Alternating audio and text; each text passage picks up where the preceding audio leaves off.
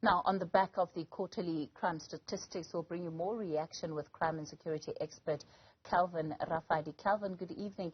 Thanks for your time. Of course, comparatively, when we look at the difference, particularly in the murder rate of these crime statistics, it could easily mean that the situation is better.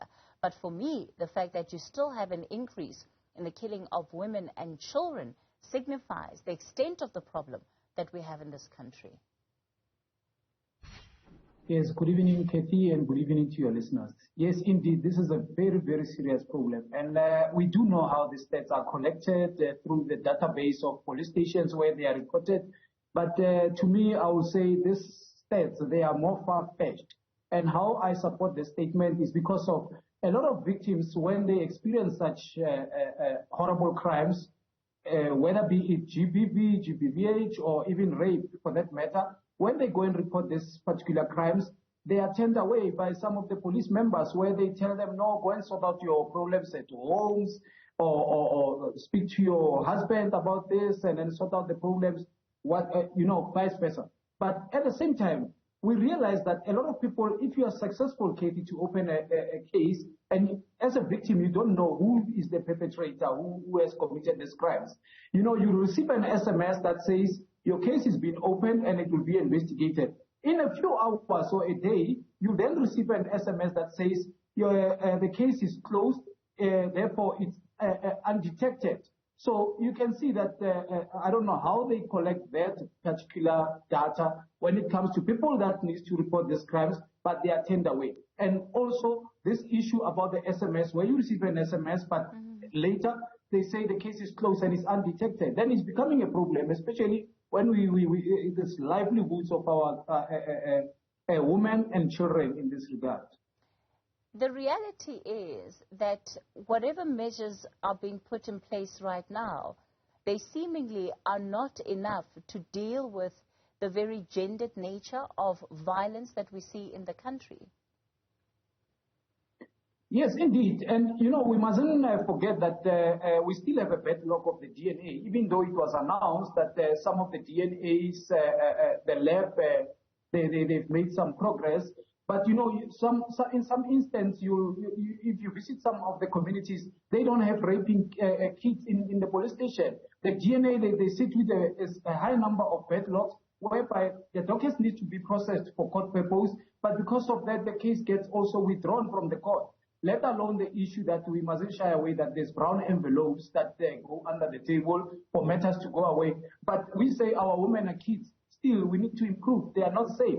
Now, even some of the police station at night, you go and open a case, the police station is closed and people are sleeping inside that police station. So the victim has to come back the next day, or maybe even the next day they will think, okay, because I've taken a bath, I cannot go back because of I've tampered with some of the collection that can help in the case. Here's another concerning factor, and that's really around the men and women in blue, those, of course, who have the task of helping to keep South Africans safe. The fact that we're seeing increased attacks on South African police service members, and it's reflected in the crime statistics. Yes, indeed. That is another major problem. And what we're going to say, there are good men in blue and women, but there are also rotten ones. Now, most of these rotten ones, they even end up being in cahoots with some of these criminals or belonging in factions of gangs. They give them a tip off if there will be some raids, and then they benefit on the other side. That's why we've been saying that we also call upon the ministry to do lifestyle audits on police that are living beyond their salary means, because most of them, they end up being in this particular gang. We've seen, yesterday, there were police that were arrested in Mpumalanga with massive weapons that can distract the whole country, and we can easily charge them for treason. But where are they taking those weapons? Obviously not to the left. They take it back to the criminals. Now, we are saying police, they need to be vetted also, but those who are doing good work, they are known to be doing good work, and we applaud them.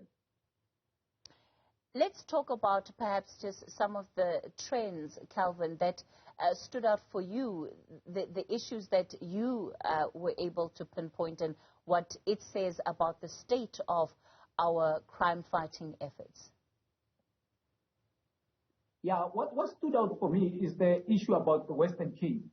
I mean, in the Western Cape, Katie, you know, in the structure of Western Cape, it's more drug-related theft wars, illicit cigarettes that are going down from your likes of Zim and Zambia. They are distributed at a high price in Cape Town. Now, there's only 5 individuals, if not 6, by the way, that are controlling Cape Town.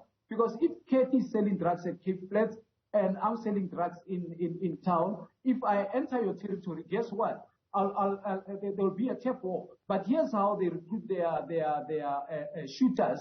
They take kids which are underage. So that's why they recruit these kids, knowing that even when the child is caught with a firearm, what they do is at court, they will call a social worker and the parents, and the child gets released. So, but at the same time, they even test some of these drugs through these kids. So it's a bad society that we are building in Cape Town, and we are calling upon the police, before we name and shame these people, they need to be taken through the process of your lifestyle audit, whereby a PRECA will kick in, organized crime will kick in, assets forfeiture unit, because most of them, they even own properties as far as more than 100 million, and they are sitting in Cape Town, they are controlling Cape Town, or maybe perhaps are they funding certain political parties? We don't know, but that is what is happening in Western Cape, and it caught my eye, and it needs to be addressed. Now, coming to the station commanders where they don't perform well, they need to be changed in those police stations, because we always say the intelligence on the ground is collected by ordinary people, ordinary citizens. They take it to the police. Now, if the police station commander, they don't know how to process that, then they are the problems. You talk about the Western Cape, and interestingly enough, despite what you have raised, the figures show some level of progress, at least in the gang-related crime that is taking place in that province. No, there isn't any progress. And one can say, you know, Katie, you guys in the media, you play a big role. To a point that there are other areas in Cape Town for a camera to enter with a camera there. It is very ripe. And the people on the ground, they will tell you that they are in the crossfire of these hooligans day and night. So the situation in Cape Town definitely hasn't improved. And that's why now they've made sure that even the stats of some of those Western Cape police stations, as a tourist attraction as it is, but the situation is bad there. All right, we'll have to leave it there for tonight. A crime and security expert, Calvin Rafadi, thanks for your insights.